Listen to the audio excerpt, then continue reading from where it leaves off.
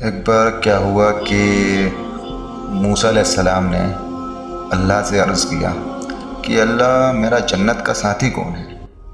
تو اللہ نے ارشاد فرمایا ایک قصائی۔ موسیٰ علیہ السلام بڑے حیرت میں آئے کہ یہ قصائی؟ تو اس قصائی کا پوچھا اور اس قصائی کی طرف نکل پڑے اس کو دیکھنے کی، دیکھوں تو کون ہے؟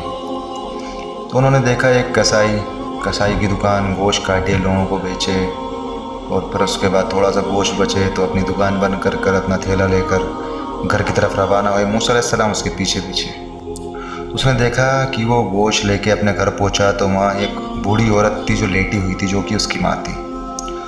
تو انہوں نے دیکھا کہ انہوں نے اپنی گوشت اٹھایا اور دھویا، اس کو پکایا، اس کا سالن چڑھایا، روٹی بنائی، روٹی سیکی، اور پھر اس بوڑھی عورت کو، اپنی ماں کو گود میں ایسے اٹھایا، ایسے، اور یوں کھلایا کھانا کھلایا، اور اس کے بعد جب تک وہ کھاتی رہی کھلایا، اور جب اس کی ماں نے یوں اشارہ کر کے روک دیا، منع کر دیا، پھر رک گیا۔ تو موسیٰ علیہ السلام نے دیکھا کہ اس عورت نے کچھ کان میں بولا، تو پھر اس آدمی کے پاس جا کے پوچھا کہ اس عورت نے تمہاری کان میں کیا بولا؟ تو اس آدمی نے بولا کہ حضور کیا بتاؤں، یہ میری ماں ہے، بیمار رہتی ہے، میں ہی اس کا سب کچھ دیکھ بھال کرتا ہوں، اس کو اٹھاتا ہوں، بٹھاتا ہوں، کھلاتا ہوں، پلاتا ہوں، تو یہ مجھے دعا دیتی ہے کہ اللہ تجھے جنت میں موسیٰ کا ساتھی بنائے۔